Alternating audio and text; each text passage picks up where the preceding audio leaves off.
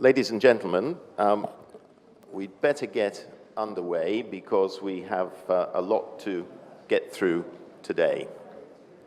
It's a pleasure and a privilege to introduce this arbitration panel at the St. Petersburg International Legal Forum.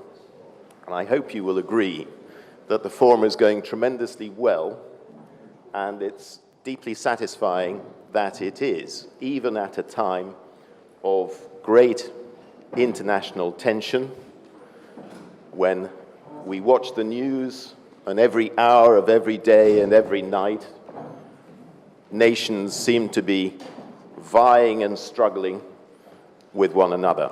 It's very good in those circumstances that we can have the constructive forum that we have. In other words, ladies and gentlemen, thank you for not being too distracted by the World Cup and the other hospitality that's been on offer here, and for making it this morning for this session.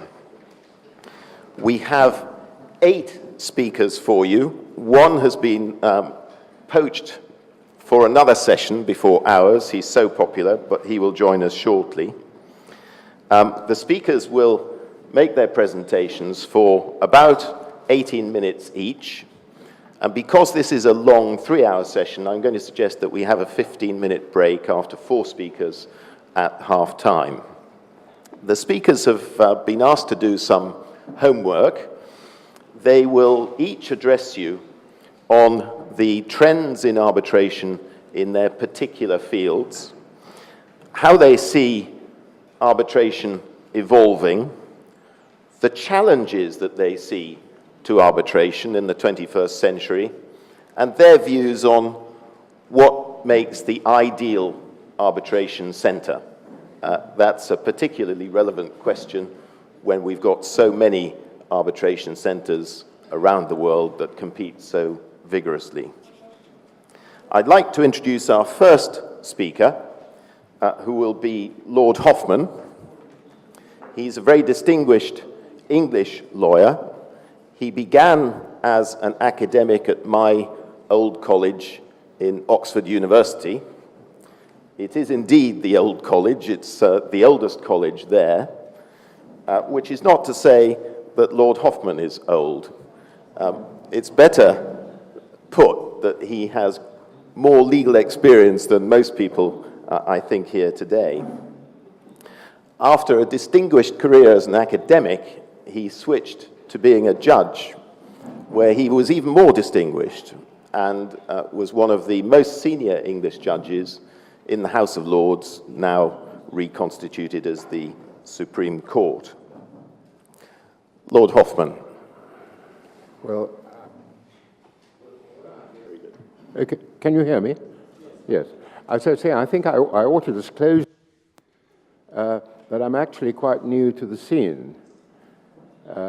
As Mr. Swainston was saying, I was for 24 years an English judge, and since my retirement from that 5 years ago, I have been quite involved in arbitration in one way or another, and I've been to various arbitration centers in Europe and the Far East. And so I thought I'd talk about what are the necessary requirements of having a popular international arbitration center. Now, for lawyers who are used to practicing as advocates or judges in a national system, international arbitration comes as a surprise, even something of a shock. In a national system, the customers have to take what they're given.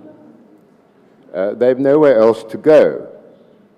The state makes the rules with a fair amount of lobbying from the legal profession, but very little effective contribution from the consumers. In the case of commercial litigation, from the businessmen or industrialists who use the courts to settle their disputes. So the rules reflect the political interests of governments and very often the financial interests of lawyers. Generally speaking, litigation will be conducted in whatever way maximizes the financial rewards of the lawyers. But arbitration is different. The consumers there have a choice. A Texan company entering into a contract with a Nigerian state corporation may be unenthusiastic about having a dispute decided by a Nigerian court, and the Nigerian company may be equally reluctant to go before a Texan jury. So they may decide to have an arbitration instead, and that at least gives each of them the opportunity to choose one member of the tribunal and the assurance that their chosen member will be satisfied with whoever's chosen to be the third. And sometimes parties may even prefer not to take a dispute to the national courts of their own country. They may have concerns not just about the impartiality, but also about the competence of a court to decide their particular dispute. So there again, the parties have a choice. London, New York, Paris, Geneva, all well-known arbitration centers. Singapore, Hong Kong, Kuala Lumpur, welcome business in the Far East. Mauritius, out in the Indian Ocean, is putting in a bid for work from East Africa and the Indian subcontinent. They're all in competition with each other. Now, this kind of competition is unknown to national courts. National courts operate cartels. They have conventions which compel customers to resort to designated courts and allow judges no flexibility and customers no choice. The European regulation on jurisdiction is a good example. But arbitration is different. You can choose the seat of arbitration, where the arbitrators will sit, which law will govern their procedure, which court will supervise their activity. This allows cities and countries to compete for arbitration business, sometimes with the support of their governments and sometimes without. There's big money involved because nowadays the disputes that go to arbitration often involve very large sums indeed. And so a country which wants to enter the market for international arbitration needs to think very carefully about what the businessmen and lawyers who choose the seat of arbitration are likely to want. And that means that they have to approach arbitration in an altogether different way from the way one approaches litigation in the national courts. In court litigation, they are presumably concerned with producing the most effective way of getting a fair and just result. So you devise rules about procedure, admissibility of evidence, choice of judges, qualifications of counsel, and so on. Whatever the rules, the litigants have to take what's on offer. But in international arbitration, the primary concern is what the customers want. You may think your arbitration rules entirely reasonable, but if the customers disagree, they will go somewhere else. Now, I can pass quickly over the natural advantages of a seat of arbitration, which are undoubtedly helpful, but which there's nothing much that an aspiring arbitration center can do anything about. Location is important. London and New York gain from being world financial centers where the kind of disputes which go to arbitration tend to arise. Good communications with other parts of the world are important. London, Paris, Geneva have the advantage of being situated between the important time zones of the United States and the Far East. So the chairman of the tribunal, with his office, say, in London, can arrange a telephone conference at midday when the arbitrator in New York has woken up and the arbitrator in Hong Kong hasn't yet gone to bed. Good hotel accommodation, restaurants, pleasant surroundings also should not be overlooked. How otherwise would Paris and Geneva be such popular arbitration centers? I want to concentrate, however, on the more important matters which governments and lawyers can do something about. And the first requirement of an arbitration center is to have good legal services available, firms of lawyers who can handle international arbitrations on the spot. There has, of course, been a globalization of legal services, and the larger international firms have offices in many countries. And you could have your arbitration in, say, the British Virgin Islands and parachute a team of lawyers in to run it. But these firms tend to have their headquarters in London or New York, and therefore it would be more sensible to make those places the seat of arbitration. In fact, it'll be chosen because the clients have gone to such firms when they were negotiating the contract, and in many cases they will have been advised to choose. Out again.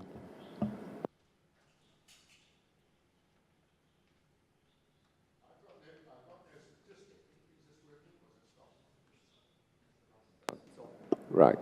Oh, yes, right. I've got no statistics, but I have the impression that a very large number of international contracts, particularly in the oil and gas, financial services, and insurance industries, are expressed to be governed by English law, even though they have no connection with England. So there'll obviously be a close link between the law which the parties choose to govern the contract and the place which they choose as the seat of arbitration. And I think it's worth just pausing for a moment to ask why English law is such a popular choice to govern international contracts. Of course, there's a force of inertia. English law firms have developed an expertise in certain international markets, and it's difficult for lawyers practicing under a different system to compete with them. But I think one should also ask what the clients want from a legal system. In my view, they want two things. First, freedom of contract, the absence of legal rules which prevent them from contracting on terms of their own choice. And secondly, certainty, the ability to obtain advice about what the consequences of their contract will be, what their rights and duties will be, what risks they're accepting, and which are to be borne by the other party. If they don't like those risks, they can negotiate for different terms. But they don't like a situation in which they can't say what risks they're accepting until there's been a lawsuit or an arbitration. Now, I think English law is able to satisfy both of these requirements rather well. Of course, in consumer contracts, where the consumer will seldom have taken any legal advice, there are rules to ensure that the terms of the contract are not unfair. But there are no such rules in commercial contracts. The parties can agree to whatever terms they like. There are rules to prevent fraud, misrepresentation, and the like, but nothing to prevent a party from entering into what is quite simply a bad bargain. It's no answer to a claim under English law that performance of the contract has become unexpectedly difficult. If the terms of the contract make that a risk which the party took, that's his hard luck. English law is notoriously no general doctrine of good faith, either as to the negotiation or the performance of the contract. It has a number of specific rules which are based upon a general principle of good faith, but if you don't come within a specific rule, you can't appeal to the general principle. Those rules promote certainty.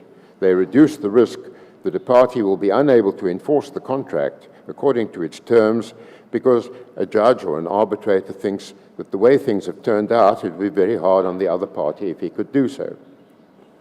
The other thing which gives English law an advantage is the huge volume of precedent which has been built up in the English law reports. I can confidently say that it's easier to obtain definite advice about a point of English law than in any other legal system. And it's notable that the growing arbitration centers in the Far East, Singapore, Hong Kong, Kuala Lumpur, are all former British colonies where the legal system is based on English law. What is there about a civil law country, what is there which a civil law country like Russia can do to promote its own legal system as a competitor for being the law of choice for international business. Now, one possibility might be to produce a new and up-to-date commercial code tailored to the needs of international commerce, which I think means allowing the parties as much freedom as possible.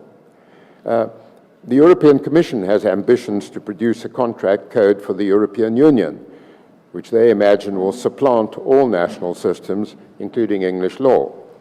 But this is a delusion because any new code, however glossy and up-to-date, will create uncertainty simply because it is new. It will have to be interpreted by judges and arbitrators, and without a body of precedent, the results are bound to be unpredictable.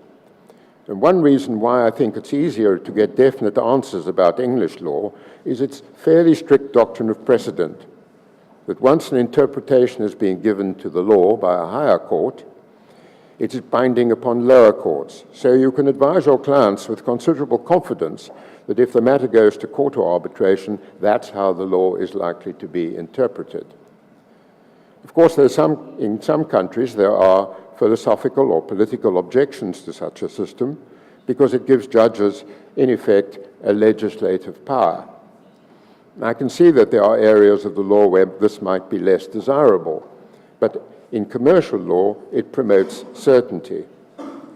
Now, this legacy of precedent from past centuries is particularly important because it can't be provided by arbitration. However distinguished the arbitrators might be, their awards are generally confidential between the parties and are therefore not available to be used as precedents. But English law has the advantage that the Commercial Court in London is still popular for international commercial disputes, sometimes even for domestic Russian disputes, and so remains a source of valuable precedent for the development of English commercial law. Other countries may not be as fortunate. The next essential requirement for a popular arbitration centre is a user-friendly arbitration law. The basic principle is a law which supports the agreement of the parties to have their dispute decided by arbitration and doesn't get in the way. Traditionally, in the past, judges in many jurisdictions have found it difficult to believe that arbitrators, often mere laymen, should be able to make decisions which the courts had no power to interfere with. The result was that arbitration proceedings were often followed by lengthy and expensive court proceedings in which the judges decided that the arbitrator had made mistakes about the law, on which, of course, the judges had a monopoly of wisdom, and the litigation would disappear and emerge from an appellate court some years later. The result is that in English law, we have almost entirely withdrawn from interference with arbitration awards, and the UNCITRAL model law is similarly sparing in its right of challenge. And it's easy to see how excessive judicial interference in the arbitral process can make a jurisdiction unattractive as a seat of arbitration. India, for example, is a country in which arbitrations can disappear for many years into court proceedings, sometimes to be restored to an arbitral tribunal which has altogether forgotten about the case, and sometimes forever. The Indian Supreme Court has recently made some efforts to restrain the judicial itch to interfere, but the damage will take some time to be repaired.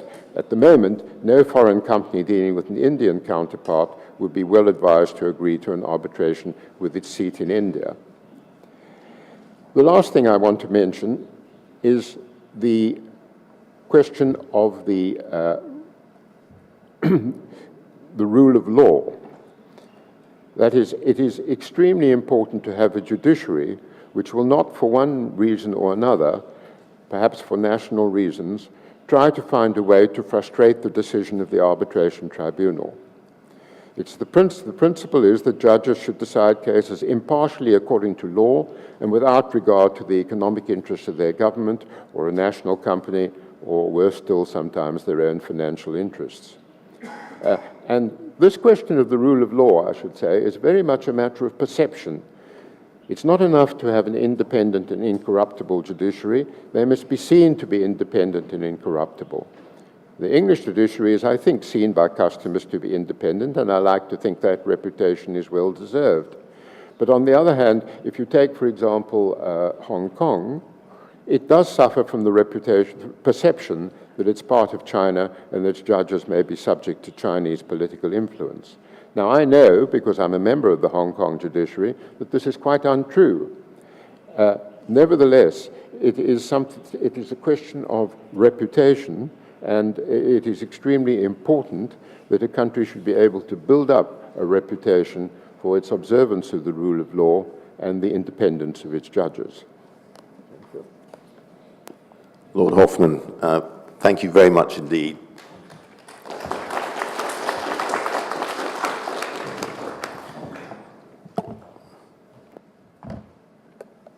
I know from my neighbours that some of Lord Hoffman's remarks, particularly on the supremacy of English law, have caused consternation. I would ask the speakers to reserve any comment for their own presentations and to do it within that time. For the moment, in between the presentations, I'd like to ask for questions from the floor. Does anyone have a question for Lord Hoffman? It clearly was a very good party last night. In that case, I have a question, and I hope not too controversial a question. Around the world, it is somewhat popular to have retired judges as arbitrators. And I wonder whether, Lord Hoffman, you feel that that is a good thing, or whether you would subscribe to the view that many judges retire for a good reason and maybe should not be recycled as arbitrators. What's your feeling on that? Well, it may sound invidious, but I'm sure it depends on who the judge is. I can't see any reason, well, obviously I can't see any reason why judges shouldn't be able to do arbitration, though I do emphasize that it requires an altogether different technique from that which is normally employed by judges. I mean, in the case of litigation, as I've explained, the customers have to take what they're given, and you can run your court however you like. In a case of an arbitration, you've got to bear in mind that you're there because they've chosen to have the case decided in this way, and it's up to them to decide how the case should be run. If they want to be able to run it fast or run it slowly, well, that's their business. And they are the people who are in charge. I think most judges can cope with this. And of course, judges are trained to be independent. They're trained to be able to recognize what counts as good evidence for something and what doesn't. And so therefore, they do start with that advantage. But sometimes as a result of their experience as judges, they have other disadvantages for arbitration, and one must recognize that. Thank you for the perfect objectivity of a very good judge. Our next speaker is Akira Kawimura. He is a partner in Anderson, Mori & Tomotsuni in Tokyo. He is my colleague on the new International Council of the St. Petersburg International Legal Forum, and I look forward to working with him in that capacity. He's a very distinguished lawyer in Japan and very learned in arbitration matters. Veterans of the forum will recall his speech in the plenary session in 2011 when he talked about competition between legal systems. I think this morning he's going to explain to us how the Far East seems to be winning that competition. Thank you very much, Michael. In the years following the outbreak of the global financial crisis, which led to heavily depressed economies throughout the Western markets, the destination of international trade and investment shifted from the Western market to new territories like Asia, the Middle East, and perhaps the CIS. The demand for internationally valid commercial dispute resolutions are growing in those new territories. So the number of international arbitration cases is dramatically increased in these jurisdictions. As the demand for alternative dispute resolution, especially international arbitration, is growing in Asia, new arbitration centers are being established and developing into major international commercial dispute settlement centers.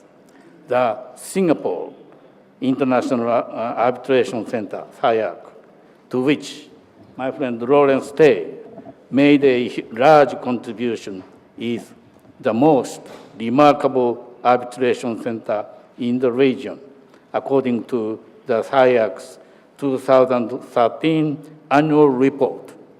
After the global financial crisis, the number of new cases submitted to the SIAC increased from 99 cases in 2008 to 259 cases in 2013. This is remarkable, as the SIAC is relatively new arbitration center among the long-standing history of international arbitration center in the other part of the world, London, New York, etc. Kuala Lumpur Regional Center of Arbitration is another successful example, which started to grow relatively recently. Its number of new cases increased from 51 in 2010 to 156 in 2013, just 3 years.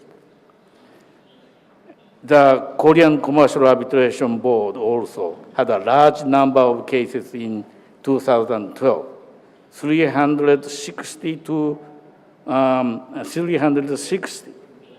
which was an increase from 316 in 2010. Another interesting case is the Shanghai International Arbitration Center, which was just established. The number of new cases accepted was 332 in 2007, and which was increased 505 in 2012. The great demand for the legal service in these areas. Why did they rise so quickly? There are few key reasons for the increased number of arbitrations. The first one should be the investment which moved from the west to the east, and that shift took place after the global financial crisis. The economy in the east is in fact growing remarkably, which is the basic reason behind the increase in arbitration. Most interestingly, a recent survey conducted by Japan Association of Arbitrators, I am the president of it, which recently submitted a report and revealed that all of these rapidly growing international arbitration centers were substantially funded, supported by their governments, and supported as a part of governmental strategy for the promotion of international trade. The third reason we noted was the management innovation of the arbitration centers. They introduced very innovative way of management of the cases, promotion, providing facilities for the customers. And our finding is that they do not necessarily stick to the traditional rules established by distinguished lawyer like my friend Lord Hoffman and English lawyers. Another reason is the diversion of the law and culture in the local areas. Local courts, as correctly pointed out, the local courts with the different principles of law may not be well suited to hear the diverse kinds of commercial disputes that may arise from the multi-jurisdictional business environments. Consequently, it is highly desirable to have a common global forum for dispute settlement and common global rules, which the customers may trust on. Main task of the courts should be lawmaking, not dispute settlement. So the answer is international commercial arbitration in Asia. I am very much impressed. Those factors which I mentioned are very much applicable to the situation in Russia and CIS countries, growing and under the different cultural environment, different laws, but the overseas investment are keenly coming to these areas. So we must build up a new, fair, trustworthy dispute settlement centers in these areas. Japan Association of Arbitrators is enthusiastically support to that initiative. As one of the steps, I, as the president of the Japan Association of Arbitrators, signed a letter of agreement with Russian arbitration associations to work together for broad range of the projects. Ladies and gentlemen, arbitration must be very innovative legal business, and we must be creative to make up a new customer-friendly system of the international commercial arbitration. Thank you very much.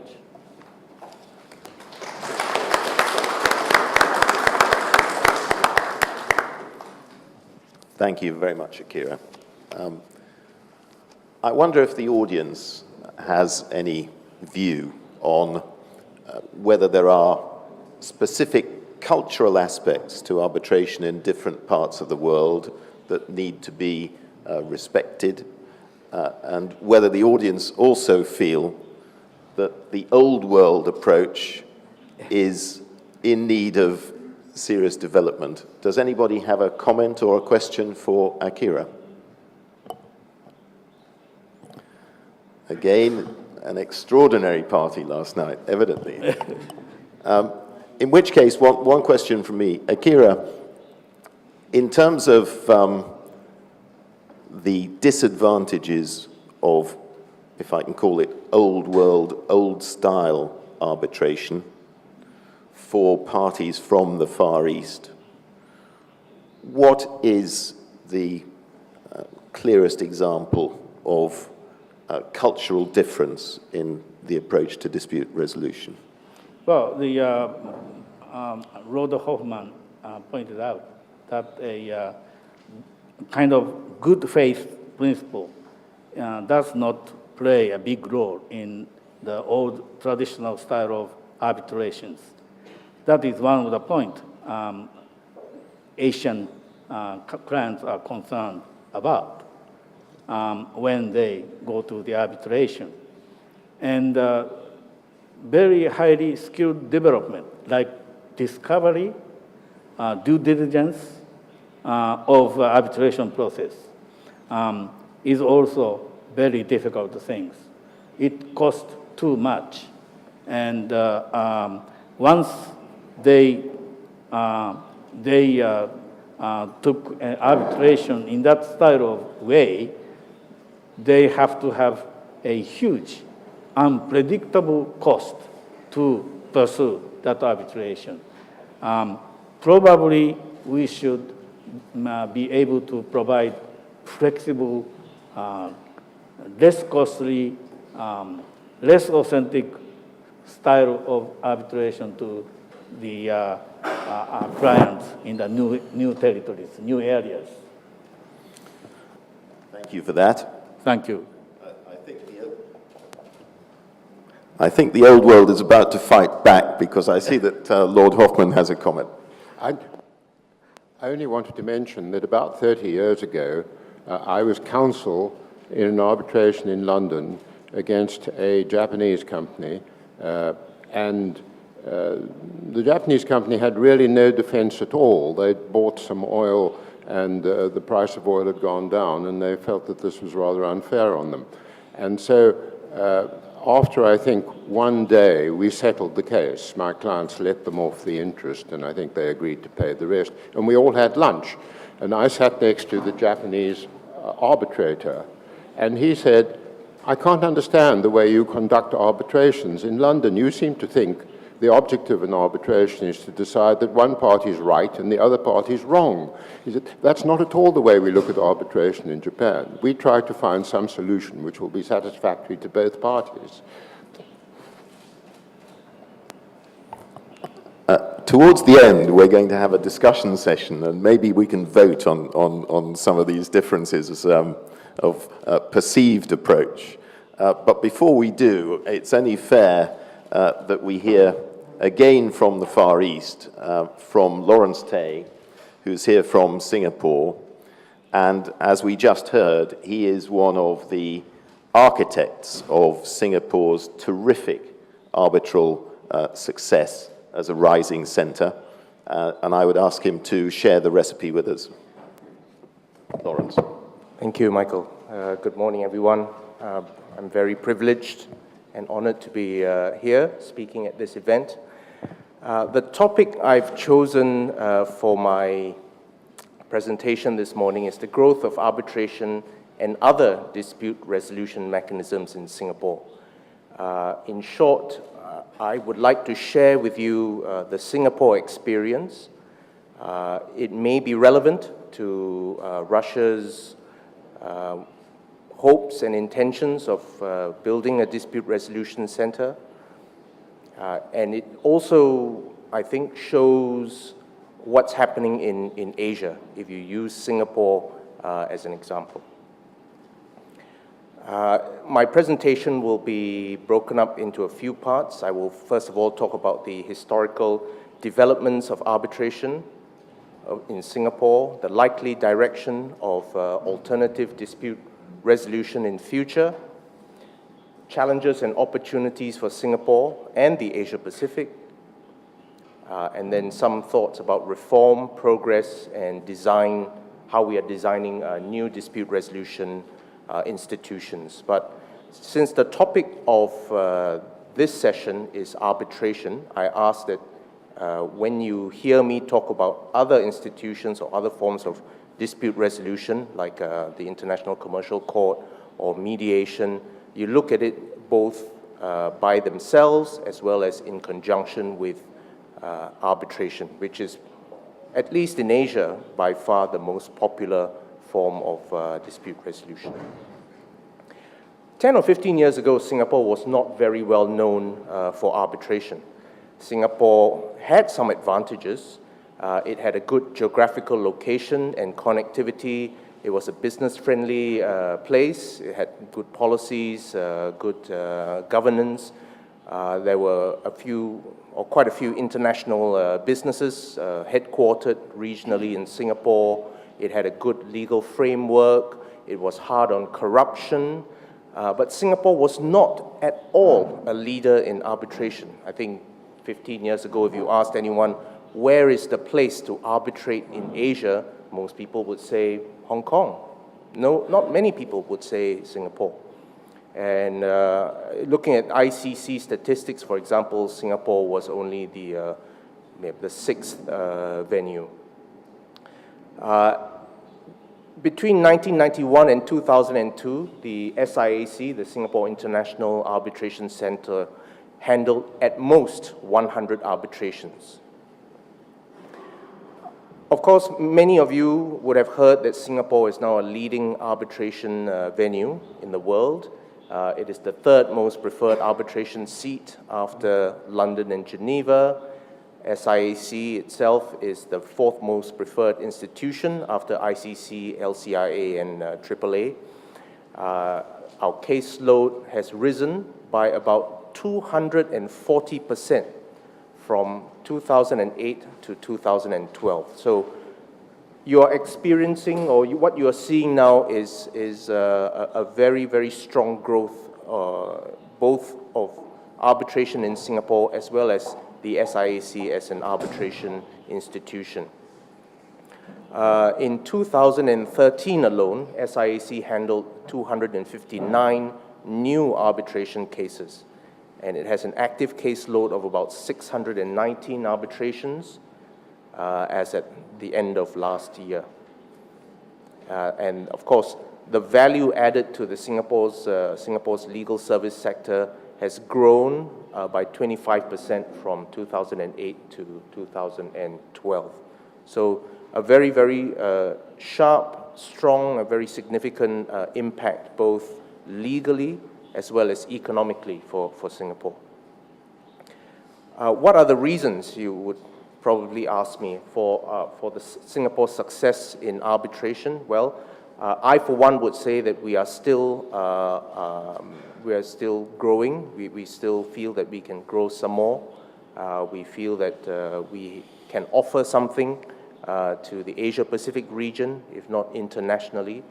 But I would say that Singapore's growth in arbitration has been the result of it being viewed as an independent and neutral venue, which is hard on corruption. There is a high emphasis on transparency in Singapore. It has a pretty sound legal infrastructure. It has a judiciary that is extremely supportive of international arbitration in Singapore. Their policy is that we need to support international arbitration rather than to interfere with international arbitration. And it's only in extreme cases where something has gone seriously wrong with the process that we feel the courts should interfere. If the arbitrator has found certain facts to exist, if the arbitrator has found a position at law, it is not for the courts to interfere with that, because the parties have chosen this style of dispute resolution. It's only in serious cases where one party was not given notice at all of the arbitration proceedings, for example, or if there was fraud involved in the arbitration process, or the arbitral process is against the public policy of Singapore, that the courts will interfere.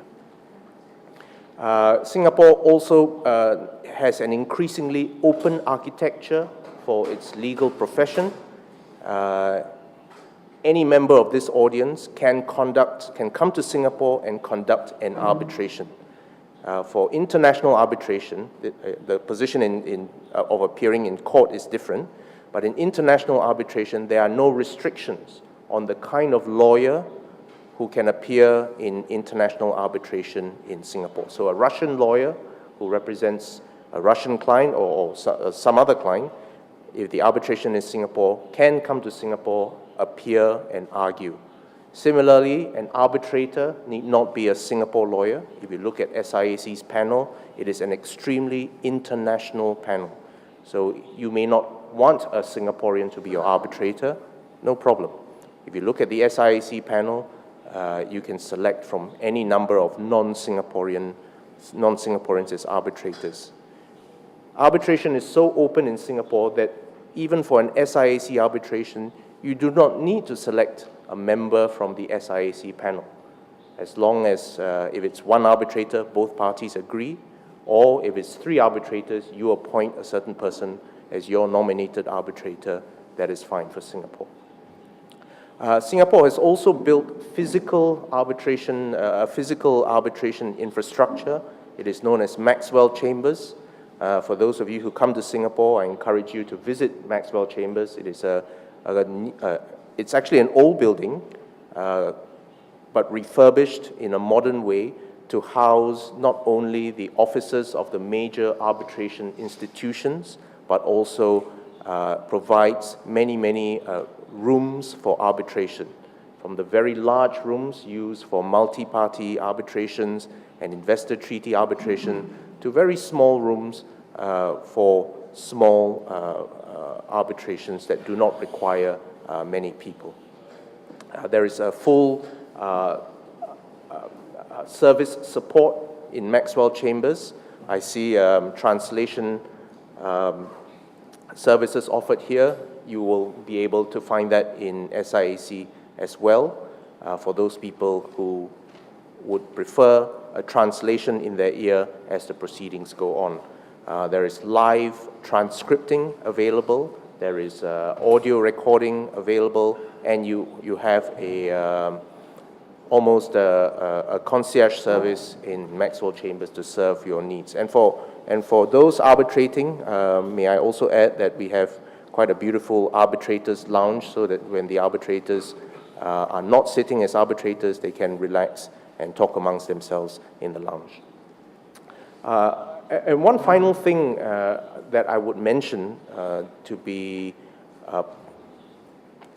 part of Singapore's growth as an arbitration center is that we have very strong support from the Singapore government to promote the Singapore brand worldwide, and of course, by extension, the brand of the SIAC. What is the likely direction of ADR in future? You know, a lot of people say we've established a place for ourselves in the world. I personally feel that we're still learning, we're still growing. But now the government in Singapore has plans to develop a similar role, not just in arbitration, but in international commercial litigation, as well as in international mediation. I think we heard earlier today about cultural differences in various regions' approach to dispute resolution. Lord Hoffman mentioned how a Japanese arbitrator said that the Japanese approach, perhaps at that time, to arbitration was to find a solution that was satisfactory or acceptable to everybody. In Singapore's eyes, that kind of approach is best achieved through mediation, where there is no result, but the mediator tries to find a settlement between the parties which is acceptable to both of them. The result may not make one or both parties completely happy, but it is a result that both of them can live with. And then they carry on with life and go back to making money rather than spending time and costs in arbitration or in litigation. What are our reasons for developing an international commercial court? That is to improve our position as a leading venue for dispute resolution. And it is also to address the need for a continuing body of case law to assist the international commercial community. One of the consequences of arbitration being confidential is that very often arbitration awards are not published at all because of their confidential nature. Or if they are published, they are, the detail from them, so much detail from them is removed that it becomes very difficult to read and process those awards. And I think part of it is also to develop more of an understanding throughout the region for what is or is not an accepted dispute resolution procedure. Sometimes the court can assist to resolve disputes that are not capable of resolution by arbitration. For example, you have disputes arising in insolvency of companies that our Singapore courts have said are matters that are not capable of settlement by international arbitration. There may also be problems with the way in which countries may or may not accept the New York Convention, how they may or may not apply the New York Convention, And this is something that perhaps a court judgment can overcome with those countries that Singapore has a bilateral recognition treaty. Now, coming to mediation, the reasons for offering mediation is, as I've explained, perhaps to cater to cultural differences or a different approach to dispute resolution. Asian cultures, especially those that have their foundation in the Confucian ethic, Asian cultures prefer harmony over conflict. In everything that Asian cultures do, there is a constant quest for harmony, for balance, rather than for conflict. Asians, especially East Asians, do not see conflict as necessarily the path to resolution. They believe more in a harmonious working towards a solution. So if you ask me about cultural differences, perhaps these are the cultural differences, but we want to be relevant to those approaches. And of course, even if you don't have that philosophy and you believe that you would achieve resolution through a process of conflict, mediation is also useful for the businessman because, as I mentioned, it brings to an end the dispute at hopefully at a much earlier stage than if you went through the whole process of court or international arbitration. So we think that mediation has a good and a useful role to play, and it's a service that Singapore should offer. I will spend just a little bit of time on challenges and opportunities before I end. The opportunities for Singapore, as I've said, is to offer a service in Asia, if not internationally. One of the opportunities for Singapore, if you look at it from an economic point of view, is the tremendous amount of economic growth in Asia. Global trade has increased by 5.4% per year from 1993 to 2013. Asia has attracted a high proportion of trade and international capital. FDI inflows into Asia has risen by 29.2% since 2009. In ASEAN itself, trade has risen by about 400%, tremendous growth. Global GDP is expected to increase by about 73% from 2010 to 2020. So there's a strong prospect of future growth in Asia, and Singapore hopes to grow with it.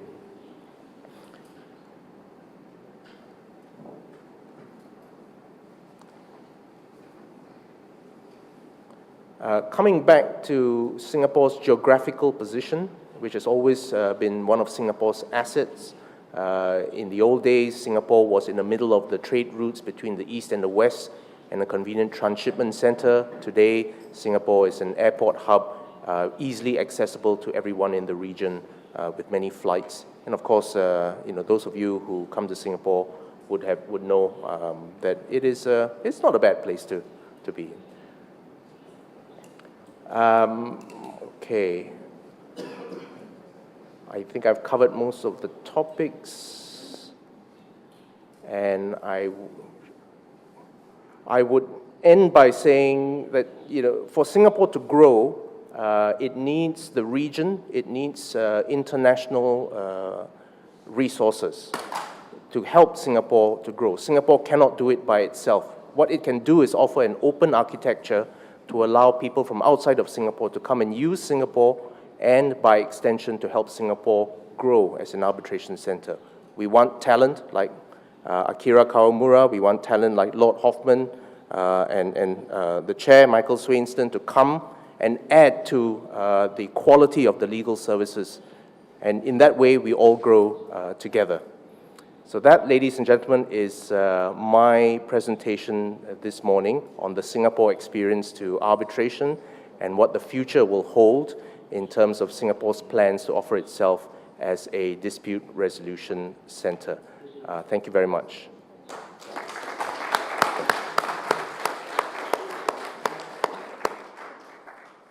Lawrence, Thank you very much for those remarks and also the very persuasive conclusion. I shall see you in Singapore shortly.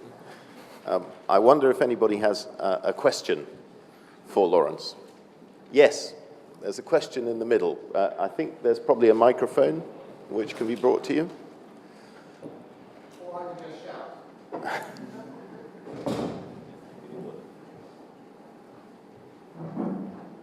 And if you could stand and introduce yourself when you... Yes, my name's Ian Fagelson. I'm a lawyer in London. And my question's for Lawrence and also for Lord Hoffman, which is this. We heard a lot of statistics, but on how many occasions in each of England and Singapore in the last 5 or 10 years has the court actually interfered with the decision of an arbitration panel?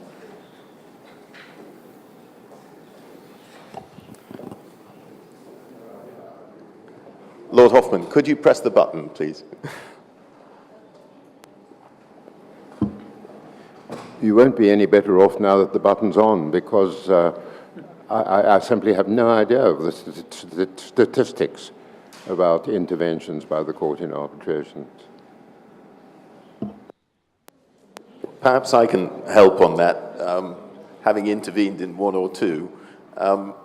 There are some arbitration appeals in London, but it's very, very difficult. And in general terms, as Lord Hoffman said, arbitrators are left to their own devices. Lawrence. Well, Singapore has adopted the UNCITRAL model law, and we did so in the mid-90s. And I remember handling the first case to challenge an arbitration award shortly after. Actually, I filed the case, and then Singapore became a model law country. And the question was whether the Singapore courts should enforce a Chinese arbitration award where the Chinese arbitrators had made an award in the absence of a party. Not because the party wasn't told, but I took a lot of legal points to say the tribunal did not take into account what the respondent said before the respondent removed himself from the proceedings. The result in that case was that we need to support international arbitration. We cannot, I used a lot of English-style points to say that, the Chinese arbitral tribunal should behave in this way. But the Singapore court said, it's not meaningful, it's not sensible to try and measure the action of a tribunal who probably knows nothing about English law and say that whether they are behaving correctly or incorrectly. The Singapore court said that unless there's something seriously wrong with the process, nice and cute little points are not going to work with us, and we are going to support international arbitrations.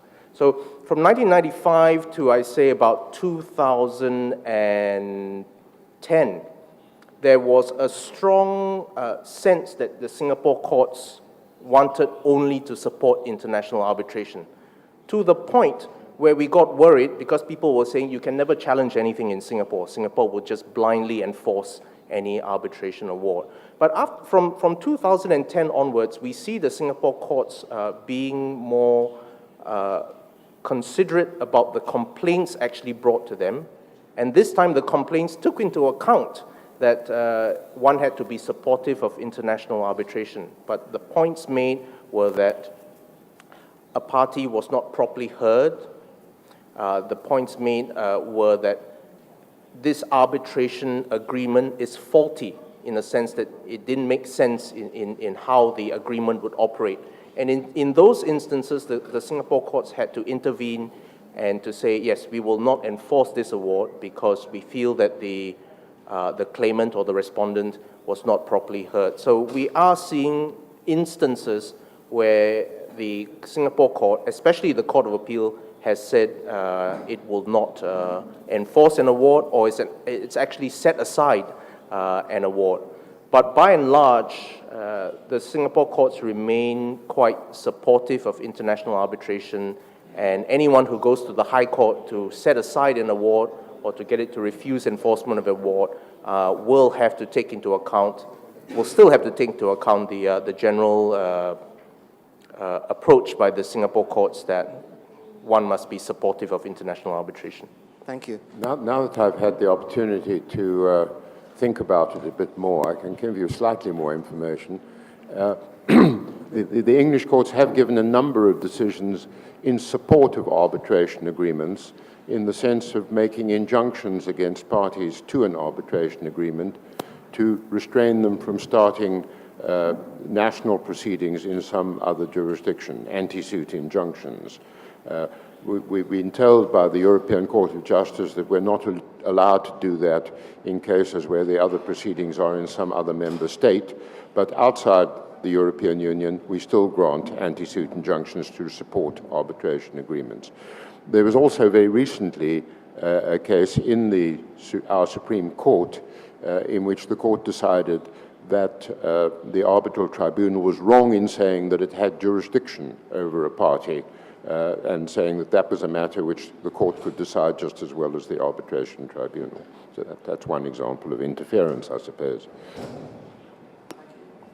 Lawrence, I've got a follow-up question arising from comments from both ends of the panel.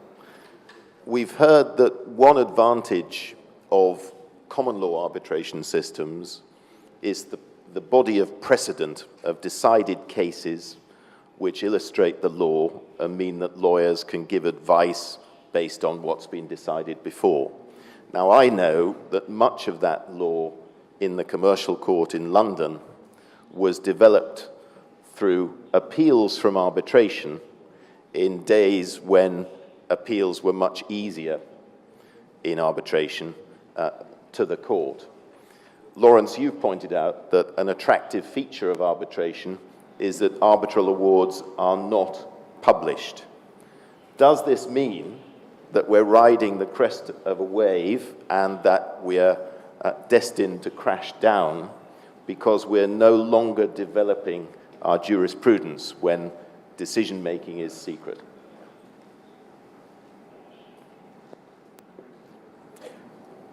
I think the answer to that depends on your perspective of the law. We are all informed by our experiences. Some of us come from the common law tradition.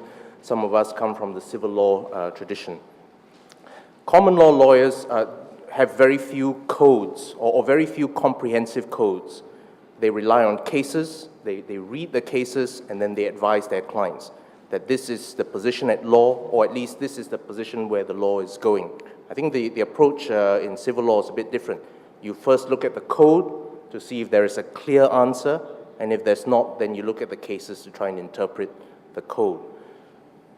Certainly for those in the common law world, and I don't just mean countries, but businesses who use, for example, English law as the governing law for their contracts, it is important that there continues to be common law principle emanating from the courts to guide businesses as to how they should, what their legal position is and how they should plan their activities in future. If common law principle stops, or case law principle stops coming out, it'll be very difficult for lawyers to advise their clients, businessmen, on how to plan their activities, because there is no answer, or at least there's no indication of an answer.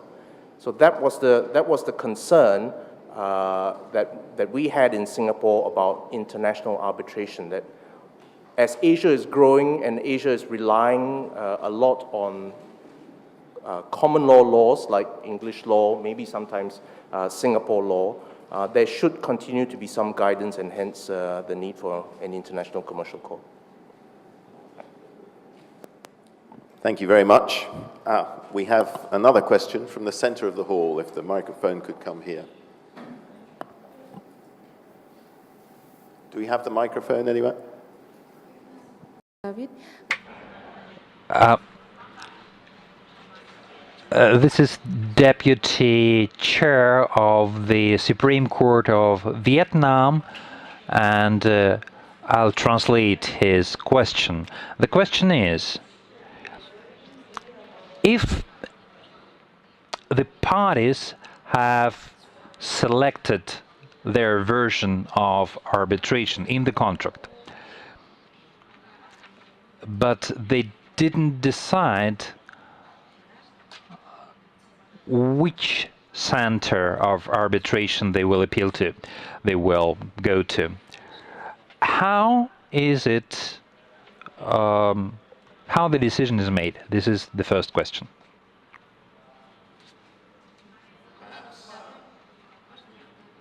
Can we? Panel. The question was, the parties may have selected their system of arbitration, but not chosen the seat.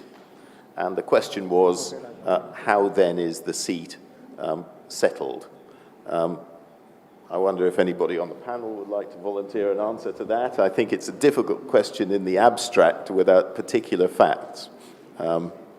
Klaus would like to volunteer an answer. Still not on. Yes, sorry. It's the arbitrators who have to decide where the seat is. And usually, I think, they will choose the seat according to the system of law which the parties have chosen. In other words, if they've chosen Singapore law to govern it, then it would seem logical, if they don't specify the seat, to say that Singapore is the seat, because then the Singapore courts will apply whatever their rules are of arbitration and indeed of substantive law. I think that answer gets 10 out of 10, so we don't need a supplement. Thank you very much for the question, an interesting one. We now have our next speaker, Dr. Balsgross, who is a partner in the Homburger law firm. He, again, has vast experience of arbitration, and as I understand it, he's going to talk about an increasing trend, which is bespoke, tailor-made arbitration. Thank you very much for the kind introduction. I'm very privileged to be here, being from the old world, but not being part of the Anglo-Saxon world, which is still most part of the old world, I believe. I would like to, with your permission, to take up a very few points that have arisen from the talks of the other speakers here. The first one, Lord Hoffman mentioned that, of course, the state courts are not subject to the competition amongst each other. I'm thankful that Lawrence has pointed out that in Singapore there are efforts to introduce a state court system for international disputes. I think this follows an international trend. We're all aware that in Dubai there's a similar effort being undertaken to introduce English law and English judges, English barristers for financial disputes in Dubai.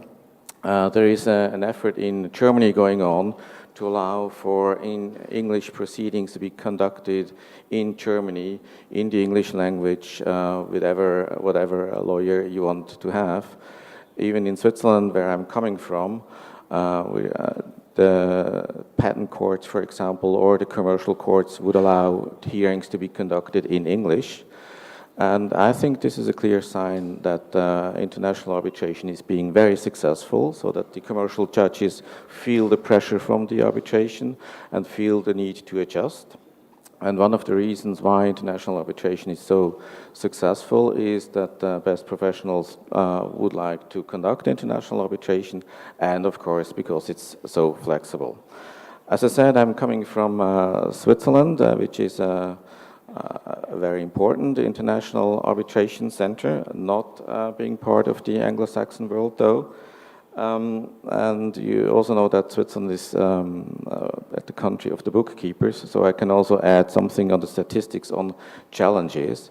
There are about 200 to 300 international arbitration awards made in Switzerland each year, and in addition to that there are another couple of hundred arbitration awards made in the sports area, because the International Tribunal for Sports is located in Switzerland.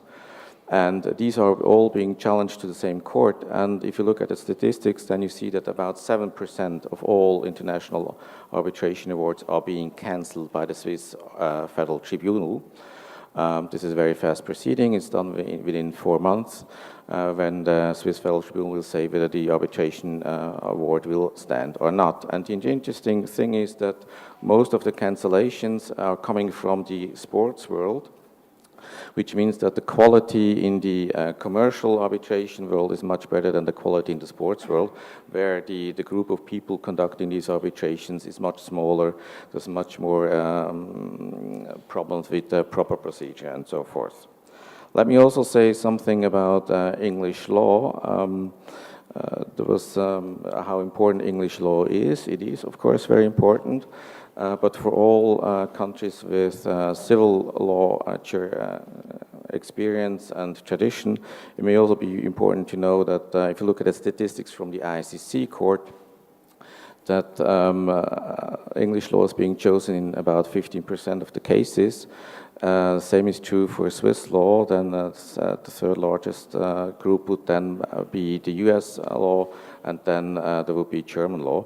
Maybe Mr. Albanese would have these figures better on mind than I do, but just to put this into perspective, I think this is also important for people from Russia with a civil law jurisdiction to see that there is a chance to develop an independent commercial court system, as Singapore is doing, or some European jurisdictions are doing, and as, of course, London has been doing very, very successfully, and also that there is some perspective for civil law jurisdictions and civil law lawyers.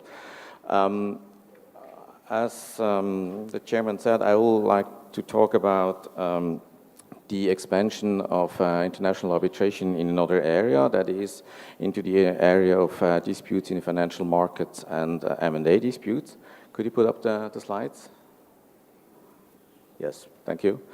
Very quickly, because I was using my time for comments on what the other speakers were saying. You'd be all aware that international arbitration is used very widely for commodities transactions, for loans. Energy is very important. Construction is almost done entirely in international arbitration. Information technology. It's difficult to get hold of the figures because the LCIA would produce other figures than the ICC or the Swiss Chambers. But the picture is pretty clear that most arbitrations are coming from construction, energy, commodities transactions, information technology.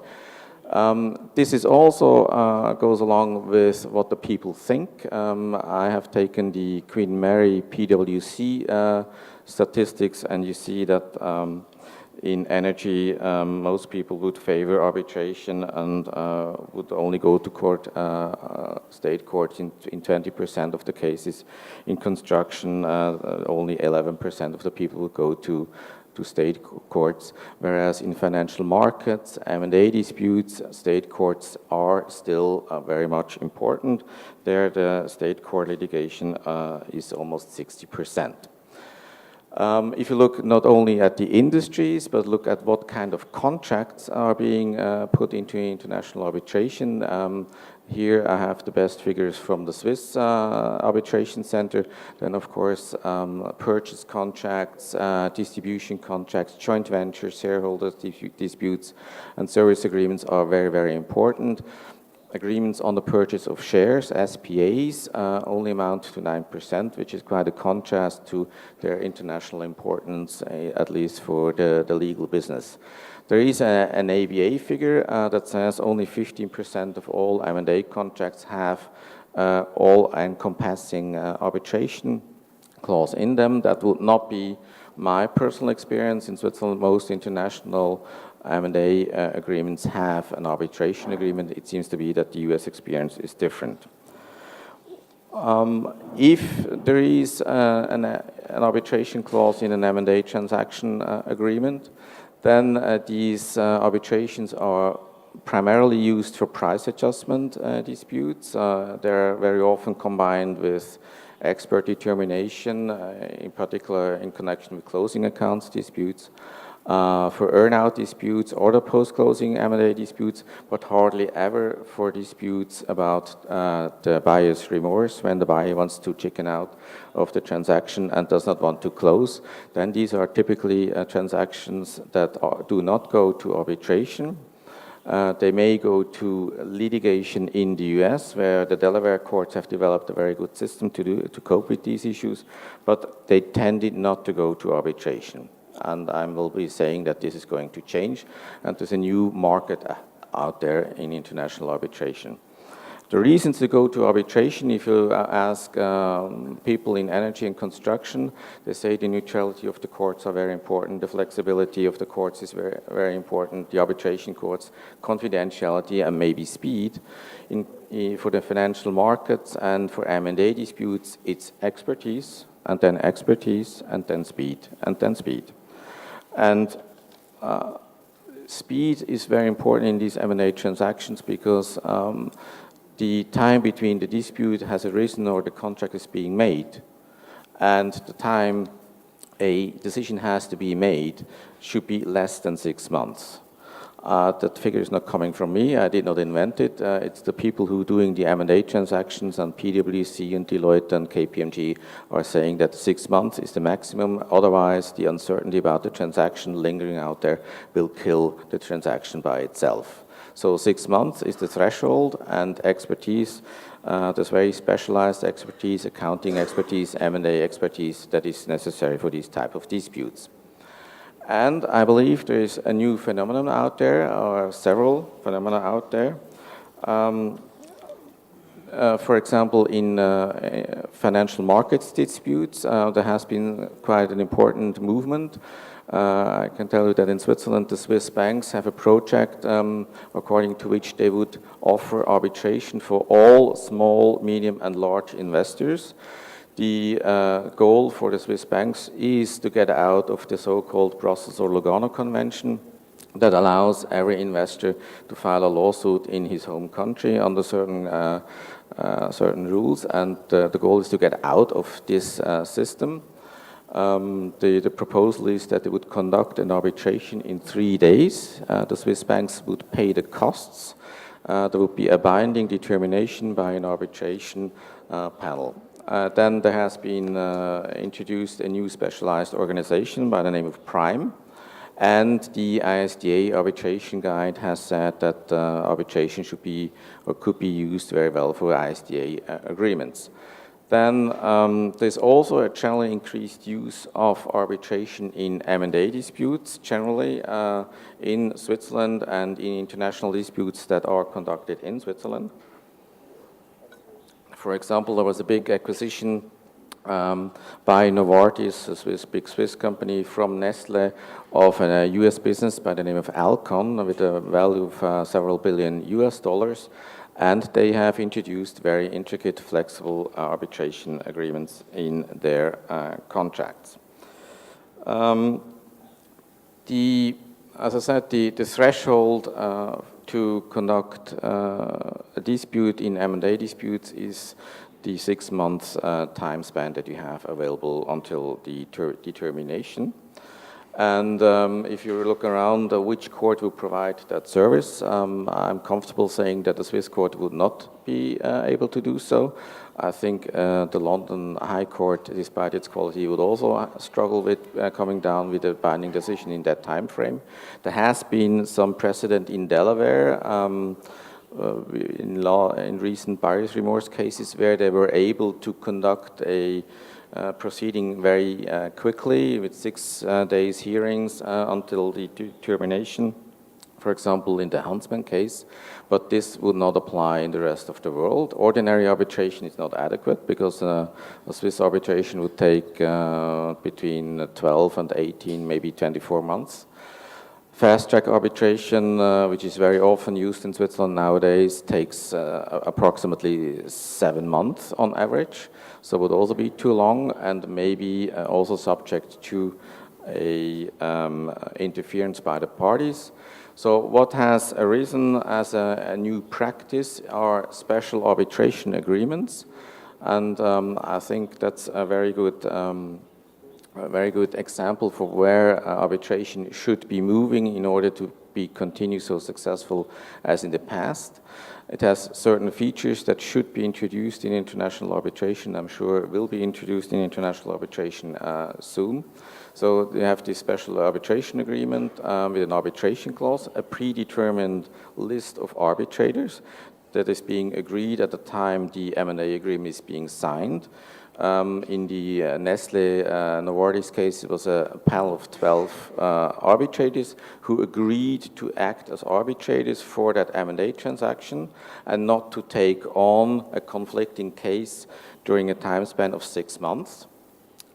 Both parties have accepted that list, so that at the time the dispute arises, nobody could say that this and this person is not acceptable, so that simply one of the persons could be taken from the list and you had your panel chosen.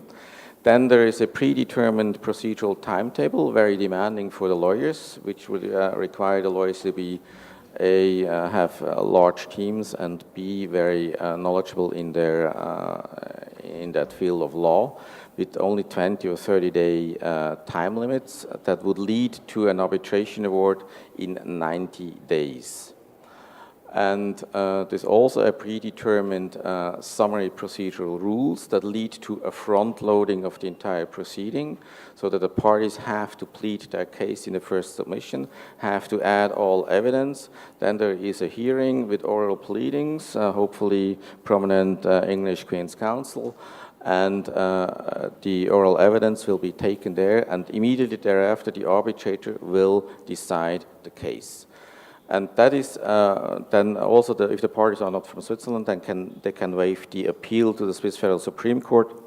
So if there is no accident on the way to the award, then this entire proceeding would be over in 90 to 100 days.